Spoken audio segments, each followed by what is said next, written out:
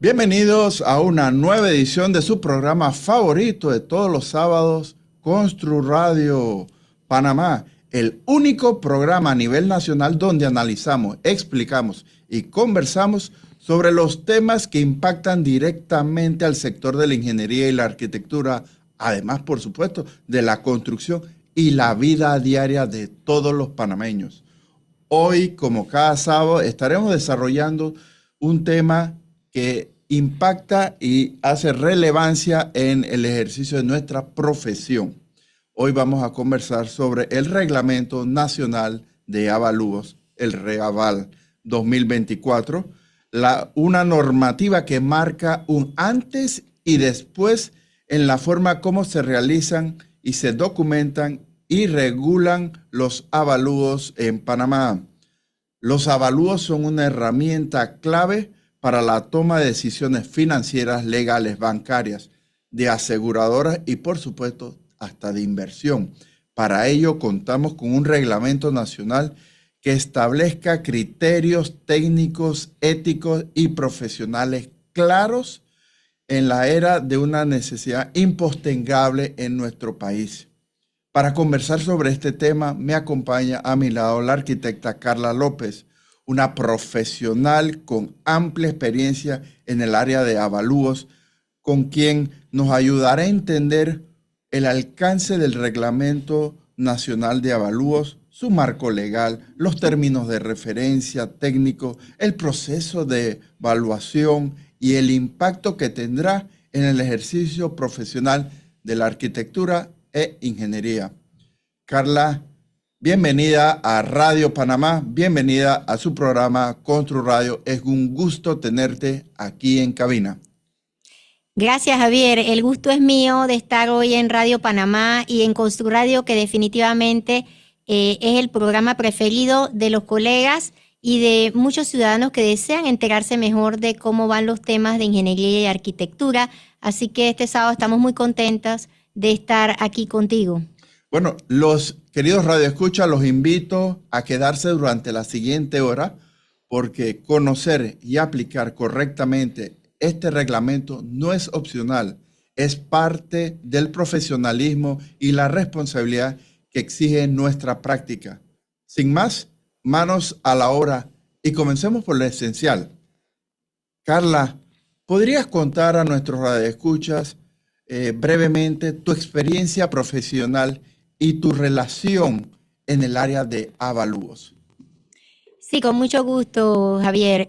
Yo soy arquitecta, ¿no? Egresada aquí de la Universidad de Panamá con una maestría y me involucré en mis primeros avalúos hace muchos años en el sector público y luego fui contratada por empresas multinacionales en las cuales trabajé por más de 25 años precisamente en el ramo de avalúos y de consultoría inmobiliaria, puesto que son ámbitos que están muy relacionados.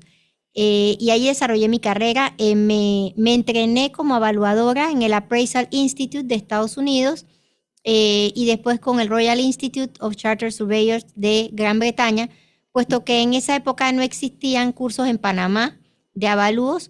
Hoy en día tenemos cursos que se imparten en la USMA, por ejemplo, el diplomado, y también la Sociedad Panameña de Ingenieros y Arquitectos ha impartido cursos del tema de avalúos. Le mando un cordial saludo a los colegas, tanto del IVAPAN, Instituto de Evaluaciones y Peritajes de Panamá, como los colegas de la SPIA, en especial a nuestro nuevo presidente, el arquitecto Tomás Correa, y todos los colegas que nos acompañan desde hace poco en esta nueva administración. Bueno, yo también me uno a los saludos a la nueva Junta Directiva de la SPIA. Oye, Carla, yo sé que en Panamá la actividad de los avalúos ha estado presente por años, pero ¿por qué es necesario contar con un reglamento nacional de avalúos propios? Bueno, te cuento. Lo que sucede es que el avalúo es una opinión profesional independiente y sustentada debidamente del valor de cualquier bien. Obviamente, cuando se pide esta opinión, hay partes que están interesadas y puede ser que una parte o cada parte tenga su visión e intente inclinar esa opinión hacia una balanza, a su lado de la balanza. Por eso es que es muy importante que haya una normativa según la cual los evaluadores todos ejecutemos procedimientos similares y también nos rijamos por los mismos principios.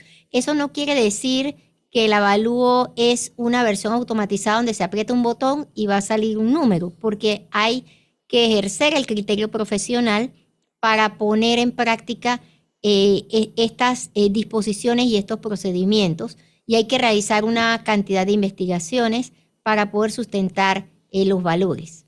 Bueno, pero antes del Reglamento Nacional de Avalúos del 2024, ¿en qué normas, guías o referencias se basaban principalmente los avalúos aquí en Panamá? Bueno, realmente solamente existía una resolución muy cortita de la Junta Técnica de Ingeniería y Arquitectura diciendo que cuando se realizaba un avalúo había que tomar en cuenta algunos parámetros para las construcciones y también algo similar, muy breve, por parte de legislación que involucra a la Autoridad Nacional de Administración de Tierras, la ANATI. Sin embargo, no existían procedimientos claros, entonces unos evaluadores tomaban en cuenta unas cosas, otras hacían un método, otros hacían otro método, entonces venían los conflictos. Y hay que estar bien claros, la actividad de avalúos es una actividad que está listada entre lo que debe realizarse por parte de profesionales idóneos, cada uno en su materia. Es decir, cuando la Junta Técnica, en nombre del Estado panameño, otorga a los profesionales una licencia o idoneidad, esa licencia o idoneidad viene con una lista de actividades que pueden ser realizadas por esos idóneos y por tanto no deben ser realizadas por personas que no tengan la idoneidad. Entonces, lo que somos arquitectos, ingenieros civiles, tenemos competencia para hacer avalúos y peritajes en lo que son edificaciones, los ingenieros civiles también en infraestructura y obras civiles de otras envergaduras, los industriales, electromecánicos, mecánicos en sus ámbitos de acción que mayormente tienen que ver con maquinaria, equipos, vehículos, los que tienen que ver con sistemas en otros tipos de redes y sistemas, los industriales en plantas de producción con sus líneas y sus equipamientos. Es decir, cada una de las profesiones que está regulada por la Junta Técnica tiene entre sus competencias de las licenciaturas en arquitectura y en ingeniería, poder realizar avalúos en su materia específica. Bueno, Carla, has mencionado varias veces la Junta Técnica de Ingeniería y Arquitectura. ¿Qué rol está específicamente jugando la Junta Técnica dentro del ejercicio profesional relacionado con los avalúos? Bueno, la Junta Técnica, como comentaba, es el ente que reglamenta las carreras y otorga las idoneidades para que los profesionales individualmente y las empresas que se registran puedan ejercer. En esta materia, la Junta Técnica está creada para proteger a la comunidad. Y todos los reglamentos que expide la Junta Técnica, incluyendo los de avalúos, son para proteger a la comunidad de la mala práctica. ¿Qué se entiende como mala práctica en la Junta Técnica, de la cual yo he sido representante del Colegio de Arquitectos de la Espía por varios años en el pasado? Pues la negligencia, la incompetencia, la deshonestidad en el ejercicio de la profesión o el incumplimiento de reglamentos. O sea, cualquiera de estas actividades, cualquiera de estas actitudes tiene que haber una protección del ente del Estado hacia la comunidad. Y es también la comunidad o los usuarios que se sienten afectados los que lo pueden denunciar. Por eso es que en el ámbito de avalúos, la Junta expide este reglamento para aclararle a los usuarios que de buena fe están contratando o están recibiendo un avalúo y que no se vayan a dar ninguna de estas prácticas dolosas. Y bueno, desde tu punto de vista técnico, ¿qué vacío normativo y profesional viene a llenar este nuevo reglamento de avalúos 2024? Bueno, definitivamente yo creo que llena un vacío importante porque hemos visto a lo largo de los años que se habían tomado como referencia normas internacionales de evaluación, que son muy buenas, han sido consensuadas por representantes de distintos países y cuerpos normativos para tratar de que en todos los sitios se homologuen las prácticas. Sin embargo, eso no estaba adaptado a nuestra realidad local. Entonces, por ejemplo, si en las normas internacionales decía hay que identificar el objeto del avalúo, pero no quedaba claro cuál era esa identificación. Entonces, por ejemplo, el reglamento entra a decir, bueno, si es un inmueble, tiene que decir la finca, tomo y folio. Si es un vehículo, tiene que decir el BIN, el número de serie, etcétera. Sí. Entonces, donde si es una nave, también sus datos de tal tipo y dónde se encuentra.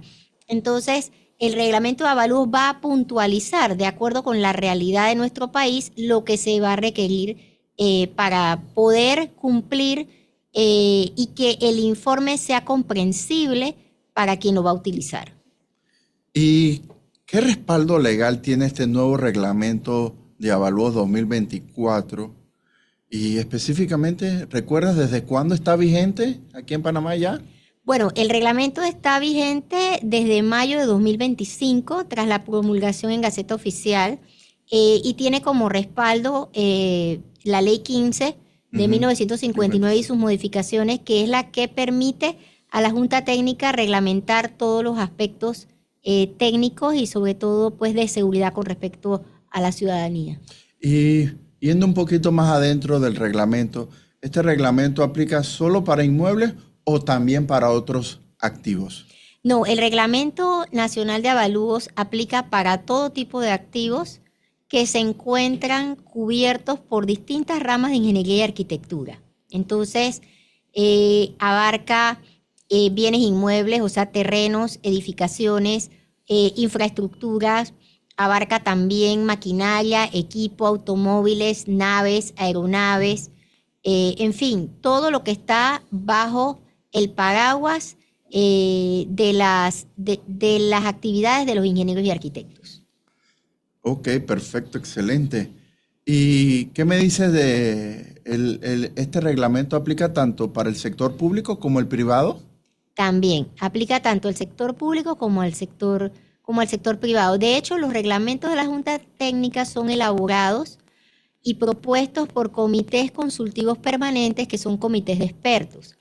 Estos expertos redactan los reglamentos, los pasan al Pleno de la Junta Técnica y allí entonces el Pleno los discute, los modifica, los aprueba. Y en estos comités se encuentran miembros del sector público y del sector privado relacionados a cada tema, ¿no? Porque la Junta Técnica tiene muchos otros reglamentos, ¿no? Pero bueno, hoy nos estamos concentrando en este. ¿Y cuánto tiempo tú formaste parte de este comité, Carla? Sí. ¿Cuánto tiempo ha demorado que esto germine, este reglamento? Sí, bueno, lleva muchos años. Por muchos años se habló de un reglamento nacional de avalúos y como que no se lograba avanzar, y luego hace unos 3 años se empezó a trabajar en un comité consultivo permanente, y de allí pues hubo que analizar distintas legislaciones y reglamentos que había en otros países para tener idea pues de lo que se aspiraba a lograr, también normas internacionales,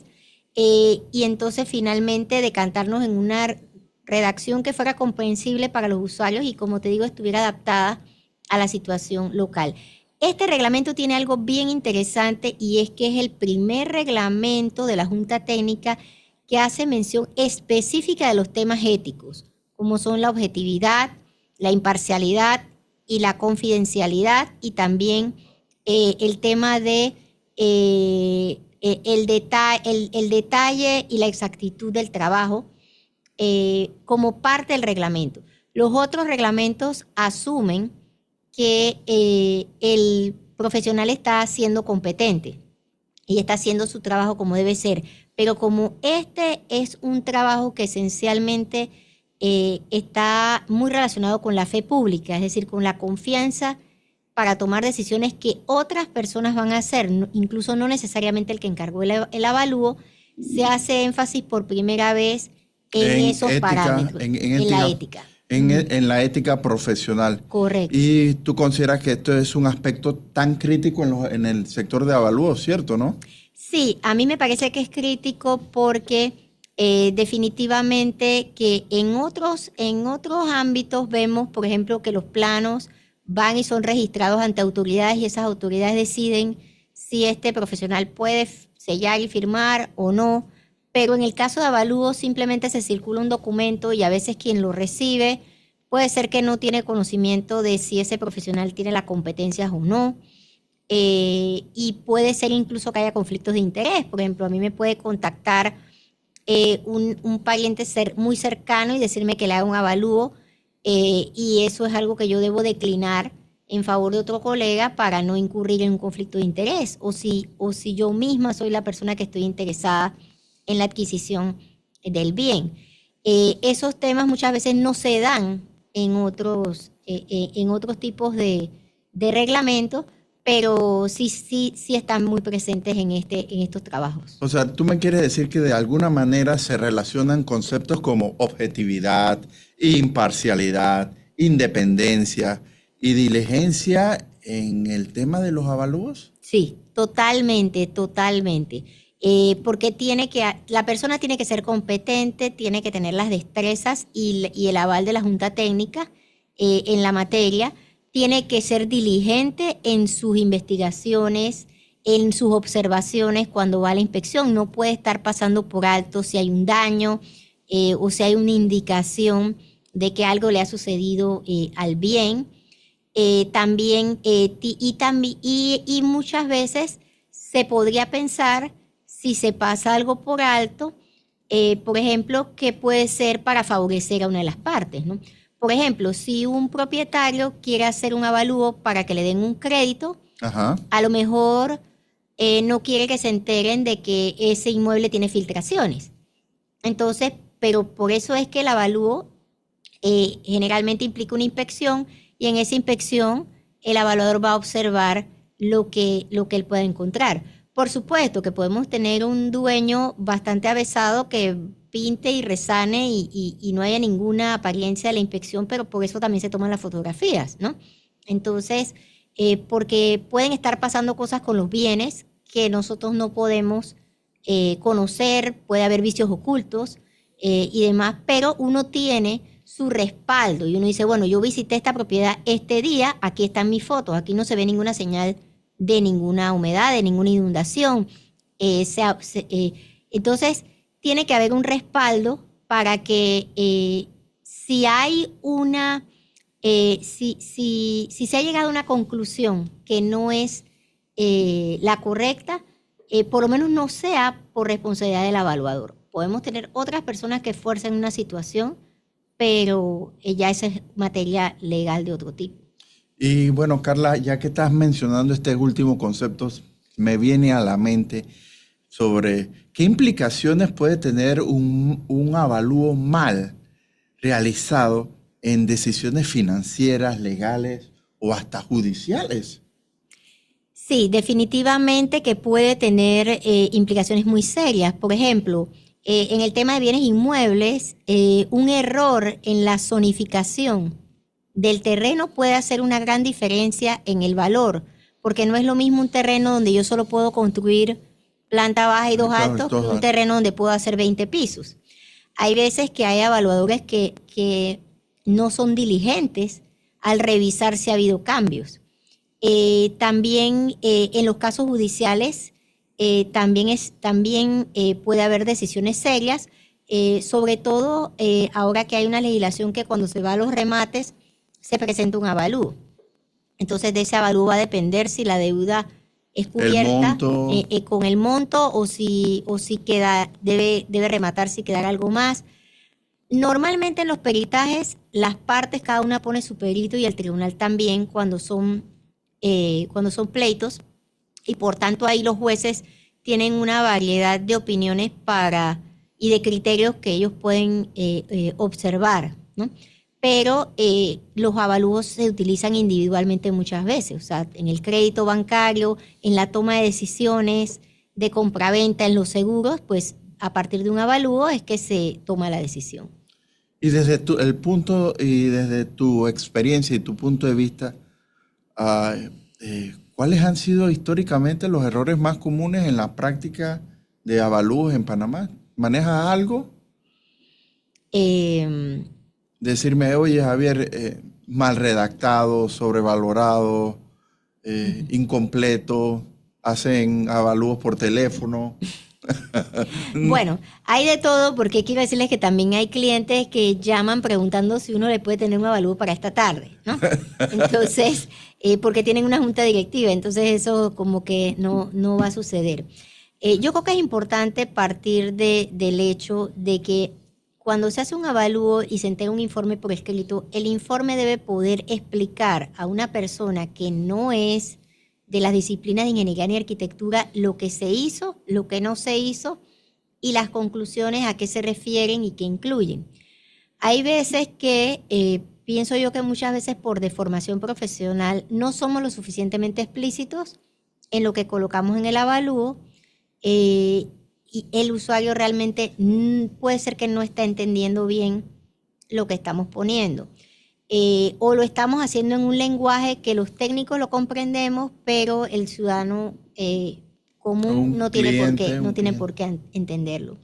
Entonces yo creo que es importante que los avalúos nosotros los profesionales nos lo planteemos como que el informe tiene que tomarlo cualquiera y poderlo entender de cabo a rabo qué se incluyó, qué no se incluyó y por qué se tomaron algunas decisiones, y cómo fue el proceso que se realizó.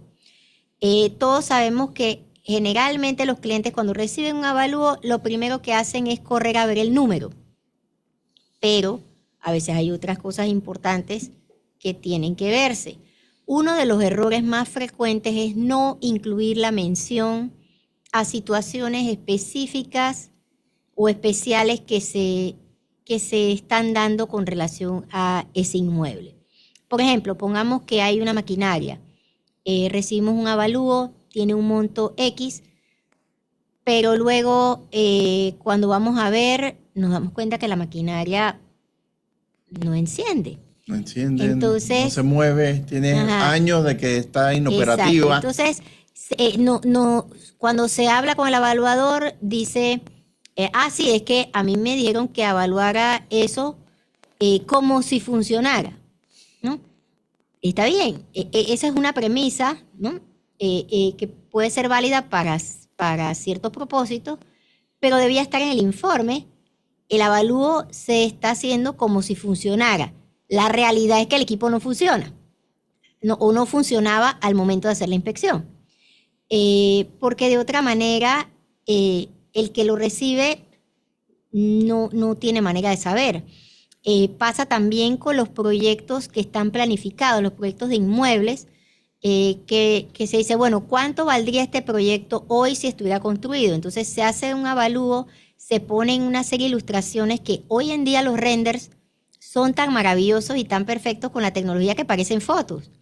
Y uno no sabe que de verdad el proyecto no existe, sino que ahí lo que hay es un terreno. Entonces, claramente se debe indicar en el avalúo. Este es un proyecto planificado, no está construido todavía, se está evaluando como si se fuera a construir.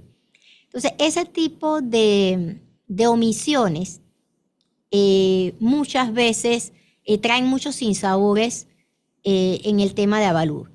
También hay otra cosa que es muy importante y es que el reglamento establece que debe colocarse quién es el cliente, quién es el usuario y cuál es el propósito del avalúo. Hay muchos clientes que por desconocimiento cuando reciben un avalúo piensan que lo pueden utilizar para cualquier cosa. Y eso no necesariamente es así, porque la metodología que el evaluador utilizó dependía del propósito que le solicitaron. Entonces, por ejemplo, si yo hago un avalúo para un crédito hipotecario, está incluido toda una serie de elementos. Si ese avalúo se le lleva al seguro, resulta que el terreno nunca va a sufrir daños ni pierde valor. Y la cimentación y otros elementos que son fijos, tampoco. Entonces, si el inmueble valía 100,000 en el mercado, realmente su valor asegurable de lo que se puede dañar y que haya que reponer no son 100.000, es menos, digamos que es 70.000. Entonces, si se está asegurando por 100.000, se está sobreasegurando. Allí es donde tenemos que estar claros que el cliente debe ser sincero con el evaluador para qué va a usar el avalúo. O si tiene luego una necesidad, es mejor volver a donde el evaluador y decirle, oiga, usted me hizo este avalúo me servirá también para esto. Y a lo mejor el evaluador le va a decir, no, tengo que hacerle un nuevo informe donde le quito esto o donde le pongo otra cosa. Y tampoco el evaluador va a aceptar responsabilidad sobre usuarios que él no haya, para con quienes él no haya aceptado precisamente que va a existir una relación. Entonces, eso es bien importante y es algo que los ciudadanos tienen que tomar en cuenta al solicitar un avalúo o al utilizar un avalúo, ¿no? Y hasta revisarlos. ¿Eh? Sí, hasta revisarlo. Porque puedes tomar un avalúo viejo de una propiedad y no saber que vino el municipio e hizo un plan nuevo de ordenamiento territorial en esa zona. Y estás tomando una decisión sobre un avalúo que no es. También se da y se quejan muchos colegas de que hay personas que les envían cartas diciendo, quiero que me mande una carta diciendo que este valor de 2022 sigue igual. Entonces, la Junta Técnica ha sido enfática en decir que eso no puede ser, que si había un avalúo una fecha y se quiere saber cuál es el valor en otra fecha, tiene que realizarse un nuevo avalúo. Porque es que está muy raro que no cambie ni siquiera un centavo. Y además es riesgoso que sea un avalúo sin ver qué ha pasado con ese inmueble o con ese bien, si se ha deteriorado, si fue un auto, si se chocó, si se le falta una pieza, si es un inmueble, qué ha sucedido allí. Entonces, esos son temas que el reglamento pues también los trata de enfocar para que el profesional guíe al cliente. Yo creo, Javier, que tenemos que hacer un poquito la idea de que el evaluador es como un médico, ¿no? Sí. El paciente llega y le dice, me duele la garganta. Entonces, el médico le manda una serie de exámenes y le manda una receta. Pues lo mismo pasa con el evaluador. El cliente viene y dice, necesito un préstamo. Ah, está bien, ¿con qué banco? Con tal. Ah, bueno, yo sé cómo se hacen los avalúos, sé cuál es el formato, sé lo que le tengo que poner, aquí está y tengo. Pero asimismo, como las personas no deben agarrar esa misma receta y aplicarla cuando les duele otra cosa y decir, ay, porque esto fue bueno para el dolor de garganta, ahora me duele el brazo, así que también me voy a tomar esa misma medicina. De la misma manera, el avalúo no necesariamente le va a servir para otro propósito. Hay que consultar al profesional. Bueno, hoy estamos hablando con la arquitecta Carla López sobre el reglamento de avalúos 2024. Nuestro operador nos indica que es un tiempo de pausa. Vamos a la pausa comercial y regresamos con más de Constru Radio Panamá. Regresamos hoy sábado a su programa favorito, Constru Radio Panamá. Hoy estamos hablando sobre el Reglamento Nacional de Avalúos 2024 con la arquitecta Carla López. A todos nuestros radioescuchas que acaban de sintonizar el programa y les interesa volverlo a escuchar o te perdiste algún pedacito, los invito a poder ver el programa en la plataforma de Constru Radio en YouTube. Y por supuesto, no está de más seguirnos en nuestras redes sociales de Instagram, @ConstruRadioPanamá, para más contenido sobre ingeniería, construcción y arquitectura. Por supuesto, si estás interesado en pautar alguna cobertura o participación en nuestro programa, te agradezco, me contacten vía email a construradiopanamá@gmail.com. Bueno, hoy estamos con la arquitecta Carla López. Carla, ¿deseas mandar algún saludo en la tarde del día de hoy, sábado? Sí, bueno, yo creo que la verdad es que los patrocinadores de Constru Radio son extraordinarios, ¿no? Un gran saludo para ellos y también un saludo muy especial a mi esposo, el ingeniero Julio Robi, que también a veces se pone en plan de evaluador a realizar trabajos en su área, y al colega ingeniero Jorge Beluche, presidente del Comité Consultivo Permanente de avalúos en este momento que ha realizado una gran labor al respecto. Bueno, hoy regresamos en Constru Radio hablando sobre el Reglamento Nacional de Avalúos con la arquitecta Carla López, una arquitecta letrada en este tema. Regresando al tema, ¿qué es esto de en el reglamento habla algo de términos de referencia técnica? Y yo sé que esto es muy importante. ¿Pudieras ampliar a nuestros radioescuchas sobre este concepto del término de referencia técnicos? Sí, claro, Javier. Los términos de referencia técnicos son los puntos clave que el evaluador determina para la realización del trabajo. Por ejemplo, cuál es la propiedad o el bien, quién es el cliente, quién es el usuario, qué enfoque va a utilizar, cuál es la fecha que se necesita el valor, si va a realizar una inspección, es decir, todos esos parámetros según los cuales va a realizar el trabajo. Hace un ratito hacíamos la comparación con el médico. Bueno, es como quien dice la lista de todos los exámenes de laboratorio que va a realizar o de todos los procedimientos que va a realizar ese médico para dar su diagnóstico. O sea que estos términos hay que definirlos antes de realizar algún avalúo. Sí, generalmente el evaluador los define, ¿no? En Panamá el reglamento nos dice que los definamos para nuestro uso interno. Hay normas internacionales que dicen que se debe comunicar al cliente antes de empezar el trabajo. Sin embargo, en el reglamento nos hemos limitado a decir que tenemos que tenerlos para nuestro uso interno y conversar con el cliente si vemos que algo no está resultando como esperábamos. Por ejemplo, digamos que a mí me contratan para hacer un avalúo de un terreno y cuando yo voy allá me encuentro que es un terreno con una casa. Entonces yo había puesto en mis términos de referencia acá en mis notas que yo iba a hacer un avalúo de un terreno. Tengo que llamar al cliente para preguntarle, oiga, ¿qué está pasando? Ese es el terreno y la casa y usted quiere la casa o no quiere la casa y tengo que poner que hipotéticamente el terreno está vacío o será que usted se equivocó en la dirección que me dio, ¿no? Y esta no es la propiedad que usted quería evaluar. Entonces, todas esas discrepancias se tienen que poner en blanco y negro. ¿Por qué es muy importante para los profesionales? Porque sobre esto es que nosotros vamos a aceptar la responsabilidad. O sea, nosotros, si dijimos que íbamos a evaluar la finca 1, 2, 3, 4, 5, eso es, nosotros hacemos nuestras investigaciones sobre esa finca, no sobre otra. Si después sale alguien a decir que no era aquí, que no era allá, bueno, nosotros tenemos nuestro récord de que eso era lo que había pedido el cliente y lo que nos comprometimos a entregar. ¿Y tú qué recomiendas a nuestros radioescuchas? ¿Cuáles serían esos términos de referencia mínimo que debe tener un informe de avalúos? Bueno, el reglamento los establece para cada tipo de bien, pero lo que sí me parece que es muy, muy importante es establecer cuál es el objeto de evaluación, o sea, qué es lo que se está evaluando, porque eso puede traer después problemas con el cliente, ¿no?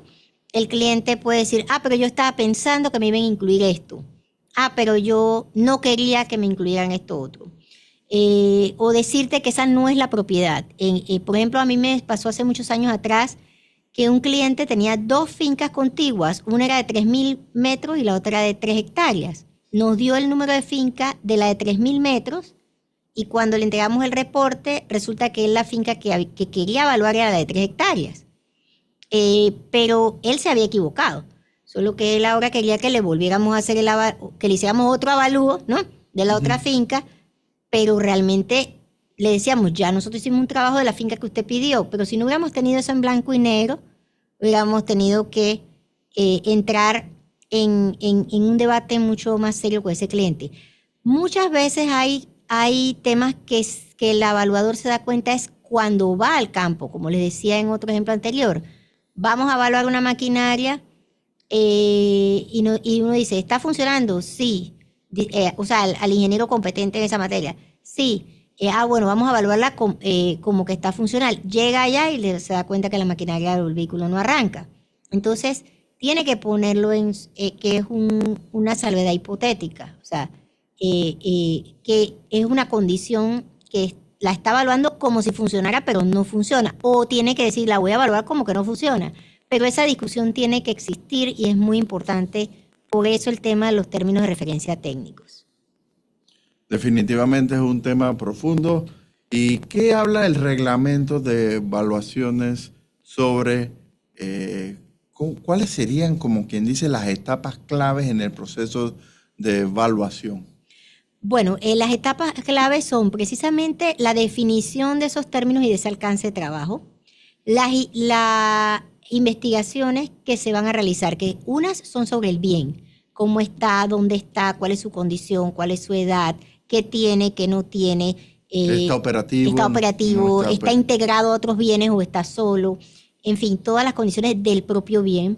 Y luego también las investigaciones que se vayan a realizar según el propósito del avalúo para los enfoques, investigaciones de costos, investigaciones de precios de venta, investigaciones de operativamente cuánto puede producir o qué ingresos se pueden generar, en fin, una serie de investigaciones que las calificaríamos como investigaciones de mercado, que luego se van a procesar en tres enfoques y que nos van a producir las estimaciones de valor. Y tú consideras también que yo sé que una parte fundamental es la importancia que tiene la investigación y la recopilación de información dentro del proceso. Creo que es fundamental, ¿cierto? Sí, sí, definitivamente que... Tomar referencia de bienes parecidos, algo Sí, así. generalmente cuando se va a estimar el valor de mercado, que es el más común de las asignaciones que nos piden los clientes, hay que considerar cómo están los precios de bienes similares. Mientras más similares sean los bienes que se logren encontrar en el mercado y si han sido vendidos realmente mejor. El reglamento establece que hay que proveer por lo menos 5 referenciales de bienes similares.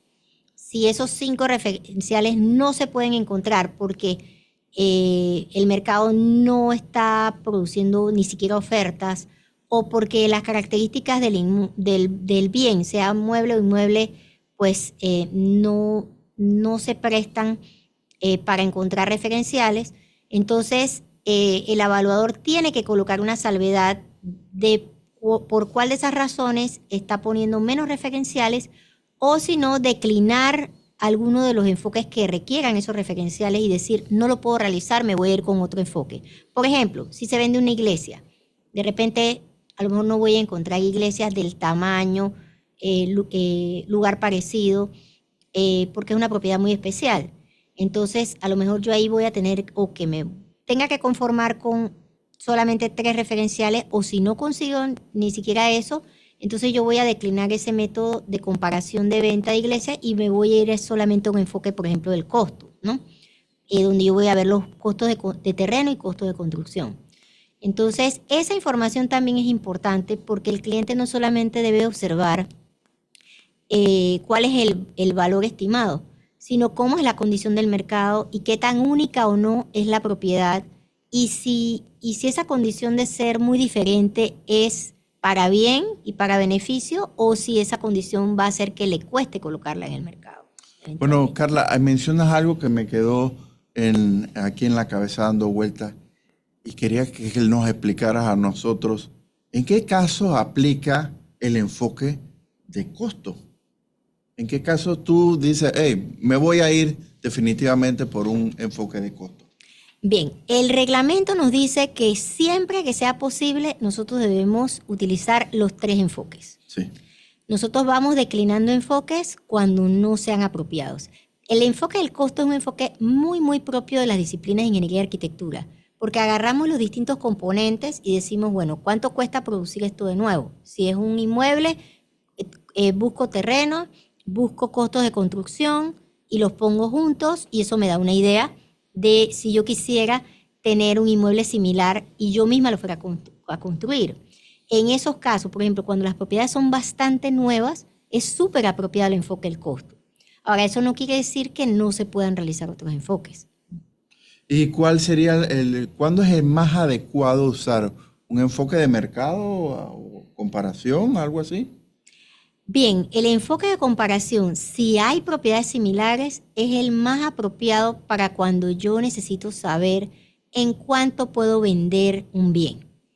Porque es posible que en el mercado la perspectiva de construir o de los costos de construcción solamente refleja una parte, mientras que el buscar precios de salida, como diríamos, de otros bienes, nos da una mejor idea de cómo se puede colocar en el mercado ese bien. Entonces, cuando tenemos necesidad de un precio de salida, ¿cuánto voy a vender? O un banco, ¿en cuánto yo creo que lo puedo ofrecer si me toca quedarme con esa garantía? Es mejor o es el que tiene generalmente más peso, es el enfoque de comparación de mercado. ¿Y tú consideras que es válido y recomendable utilizar más de un enfoque en el mismo avalúo? Sí, yo creo que es válido y es importante por varias razones, ¿no? Primero, que se conjugan las diferentes perspectivas de participantes del mercado. Por ejemplo, si hay un inmueble, el enfoque de costo generalmente está un poco más sesgado hacia el propietario, porque el propietario puso una serie de componentes allí. No necesariamente los participantes del mercado van a valorar todos esos componentes igual que los valoró él, ¿no? Por ejemplo, el propietario puede haber invertido en una gran lámpara y esa lámpara no le gusta a los compradores, pero no es falso que él invirtió varios miles de dólares en esa gran lámpara, ¿no?, decorativa. Entonces, es importante poder contrastar un enfoque que nos brinda la perspectiva de otros participantes del mercado. Por ejemplo, el enfoque de ingresos también nos brinda la perspectiva del inversionista. Yo compro para arrendar, sí, y entonces tengo que ver cómo está esa parte del mercado, sobre todo cuando tenemos, por ejemplo, en el caso de los inmuebles que pueden ser destinados a un usuario final o a un inversionista que va a obtener ingresos de esa propiedad. Esa es una razón. Y la otra es que muchos enfoques proveen información importante para los otros. O sea, si yo noto que en el enfoque del costo hay elementos deteriorados, eso se debe reflejar de alguna manera que en mi enfoque de comparación yo verifique si mis comparables tienen deterioro similar o tienen más o menos deterioro. Y así siempre hay información de unos enfoques que nutre a los otros, cuando idealmente se pueden realizar los tres. Bueno, ¿y te ha pasado el caso, Carla, de que alguna vez te han llamado pidiendo un informe resumido? ¿O siempre debe ser o consideras tú que debe ser bastante un informe detallado? Bueno, el reglamento nos permite un informe resumido con contenidos mínimos, que están listados ahí en el reglamento de avalúo y que se parecen bastante a los términos de referencia. Es decir, eso tiene que estar. Yo solamente hago informes resumidos si quien me lo pide conoce la propiedad o el bien y es el mismo que lo va a utilizar. O sea, yo no hago nunca, por buena práctica profesional, independientemente de lo que el reglamento dice, yo no hago un informe que tú me pidas para dárselo a otro que sea resumido. Yo prefiero extenderme para estar segura de que la parte que lo va a utilizar está comprendiendo bien. Sin embargo, sí permite el reglamento hacer informes resumidos y que el evaluador tenga su archivo de trabajo por un periodo mínimo de 5 años y que en todo caso, si alguna autoridad se lo solicita o si alguien le hace una pregunta, él pueda revisar en su archivo y responder. Bueno, ya estamos llegando prácticamente a la recta final de nuestro programa. Carla, quería preguntarte algunas últimas cositas acerca del reglamento y a tu opinión, ¿cómo impacta el nuevo reglamento de avalúo 2024 al sector de la construcción, al sector bancario, al sector de asegurador y, por supuesto, al sector financiero? A tu opinión. Bueno, ¿Qué le da este nuevo reglamento? Yo creo que este reglamento fortalece a estos sectores porque les brinda mayor seguridad de que las decisiones que están tomando están apropiadamente sustentadas. A los profesionales, pues abre más campo de trabajo porque algunas instituciones se empiezan a dar cuenta de que tienen que contratar profesionales idóneos y a lo mejor no estaban utilizando profesionales idóneos, sino personas que por una tradición pues eran allegadas o eran de su confianza, ¿no?, en el ámbito de negocio. Entonces, yo creo que el reglamento de avalúo es un ganar-ganar. ganar para los profesionales porque nos abre campo y nos protege estableciendo con claridad los parámetros técnicos bajo los cuales vamos a actuar. Para las instituciones y para la ciudadanía es seguridad de que se van a efectuar mejores prácticas y estandarizadas y que cuando alguien tenga alguna duda puede tener un punto de referencia que es el avalúo. Por supuesto, el reglamento de avalúos de Panamá es el primero, no es perfecto, puede tener muchas cosas más a futuro, pero yo creo que ha sido un gran avance que hemos logrado. Definitivamente, a mi opinión, este reglamento eleva el nivel del ejercicio profesional en Panamá. Y Carla, ¿cómo andamos con respecto a países de la región ahora con este nuevo reglamento? ¿Manejas alguna información de los países de la región? Costa Rica acaba de aprobar su reglamento nacional de avalúos la semana pasada, que ellos tampoco tenían un reglamento nacional. Hay otros países que sí nos llevan la delantera, por ejemplo, Colombia tiene unas regulaciones súper completas y detalladas para casi todos los tipos de avalúos, tanto en materia de bienes como en materia específica del propósito, ¿no? Pero llevan muchos años en esto. Así que son dos ejemplos que tenemos. Hay otras normas, México tiene normas también, Brasil tiene normas, así que ahí nos vamos acomodando, pero yo creo que con eso es un gran paso. Es un gran paso. Panamá se ha puesto a tono con los países que tienen normas y cada país que tiene normas obviamente o reglamentos los va mejorando paulatinamente. ¿Y qué recomendación le darías a aquellos profesionales radioescuchas que aún no se han familiarizado con el Reglamento Nacional de Avalúos? Bueno, yo le aconsejaría a todos los profesionales que busquen su reglamentación de carrera, que está en la página web de la Junta Técnica, verifiquen cuál es su ámbito de acción para todo su actuar y entonces lean el reglamento de avalúo y se traten de involucrar con algún evaluador para recibir esa mentoría que les permita ir entendiendo cómo va el proceso. Porque las reglas son bastante claras, pero todos sabemos que en la práctica el buen criterio profesional no hay nada que lo reemplace. Ético. Como te decía yo hace un ratito, el reglamento me permite hacer reportes resumidos. Yo no los hago si no es para el propio cliente usuario, porque no me voy a exponer a que una persona me diga, es que yo no entendí el resumen. Pero eso es porque uno lleva años de práctica profesional. Así que pienso que siempre es bueno ese trabajo en equipo. Los profesionales del área de ustedes, eléctrica, mecánica y de la industria, hace falta muchos evaluadores en Panamá. Son pocos, son escasos, hay muchos que no pueden intervenir en algún tema porque tienen conflictos de interés. Yo sí exhortaría a estos profesionales a tomar cursos, a capacitarse y a integrarse a equipos de evaluadores. Y Carla, ¿qué mensaje le darías a esos jóvenes profesionales que desean incursionar en el área de avalúos? ¿O por dónde empezar? ¿Por dónde empezar? Tú que eres especialista en este tema. Bueno, yo creo que empezar familiarizándose con lo que le permite su carrera, tomar algún curso básico en alguna de las organizaciones pues, que los brindan e involucrarse en el proceso de avalúo bajo la mentoría de algún colega que tenga experiencia son los primeros pasos.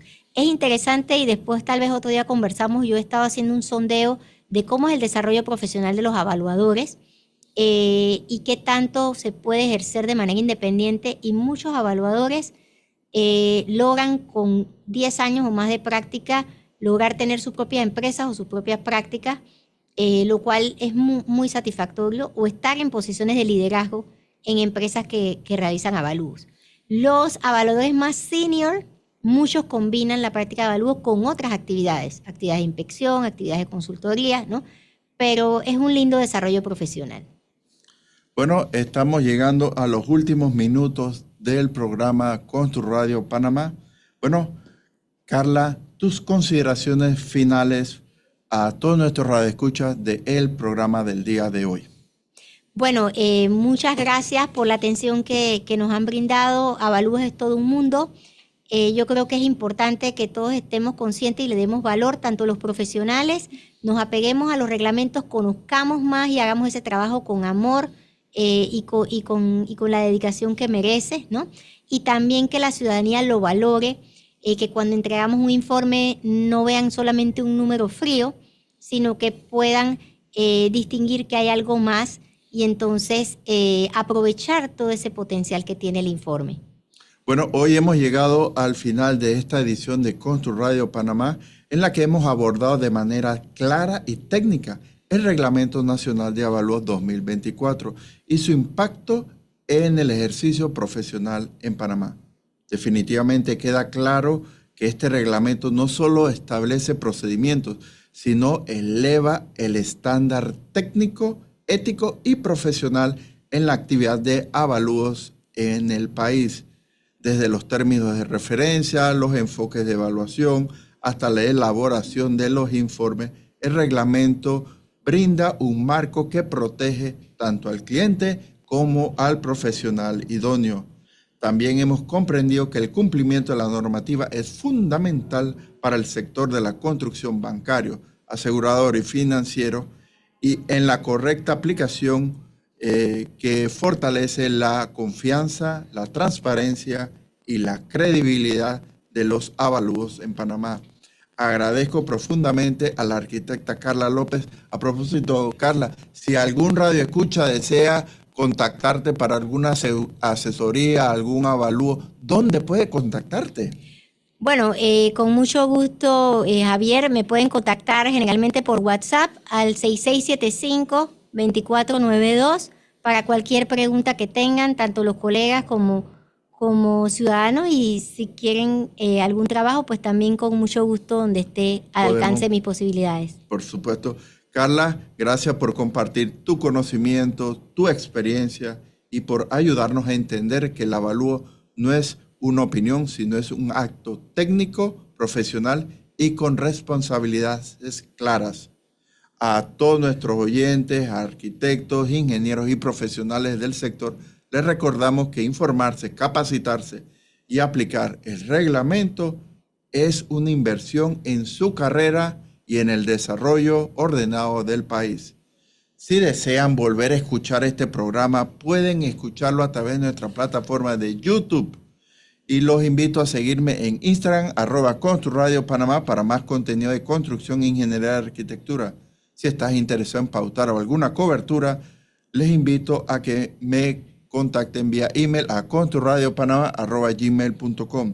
Hasta aquí se despide el ingeniero Javier Figueroa Barbero en compañía de Carla López. Muchas gracias, Javier. Esto ha sido ConstruRadio Panamá, el programa donde la industria, el desarrollo, la construcción y la visión de país se encuentran. Nos escuchamos el próximo sábado a las 4 de la tarde por Radio Panamá. Saludos y que tengan un excelente fin de semana.